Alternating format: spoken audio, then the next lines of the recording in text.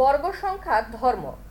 দেখো তোমাদের বইতে একটা সারণী বা চার্ট দেওয়া আছে যেখানে 1 থেকে 20 সংখ্যাগুলোর বর্গ লেখা হয়েছে।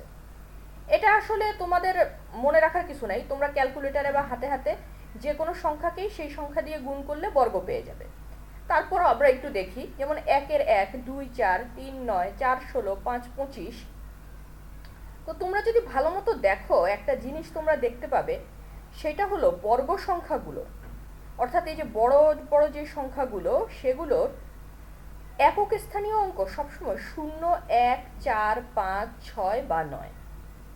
একটু ভালো মতো দেখো, এই যে এরকম কোনো বর্গ সংখ্যার একক স্থানে 2, 3, 7 বা 8 অঙ্কটা নাই।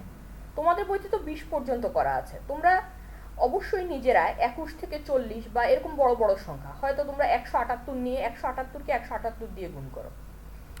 বইয়ের উপরে কখনো অঙ্কের জন্য নির্ভর করবা না, বই থেকে শিখবা, এরপর নিজেরা সেগুলো ডিফারেন্ট করার চেষ্টা করবা। নিজেরা আরও, এখানে 20টা দেওয়া আছে, তোমরা আরও 20টা 30টা করে দেখো যে আসলে বইতে যে কথাটা বলা আছে সেটা ঠিক কিনা। এভাবেই একসময় আমরা অনেক অনেক ভালো ম্যাথমেটিশিয়ান পাবো বাংলাদেশে। এখন আমরা আরও কিছু সারণী নিয়ে পর্যবেক্ষণ করি, তোমাদের বইতে পর্যবেক্ষণ করা আছে। সেটা হলো যে দেখো, মজার মজার সব পর্যবেক্ষণ। 1, 9, 11, 19 এই জাতীয় সংখ্যাগুলোর বর্গ যারা পাওয়া গেছে তাদের সবার শেষে আছে 1, অর্থাৎ এককের ঘরে আছে 1। অর্থাৎ বলা আছে যে দেখা যাচ্ছে একক স্থানীয় অঙ্ক 1 বা 9 হলে এর বর্গ সংখ্যার একক স্থানীয় অঙ্ক 1 হবে। তোমরা তাহলে 11 তো দেওয়া আছে, তোমরা 21 নিয়ে কাজ করে দেখতে পারো। 21কে করলে আসলে কত আসে আমরাও একটু দেখি। 21কে করলে যতদূর সম্ভব আসবে হলো 441। এরপর দেখো আরো কিছু সংখ্যা পর্যবেক্ষণ করছে, 3, 7, 13।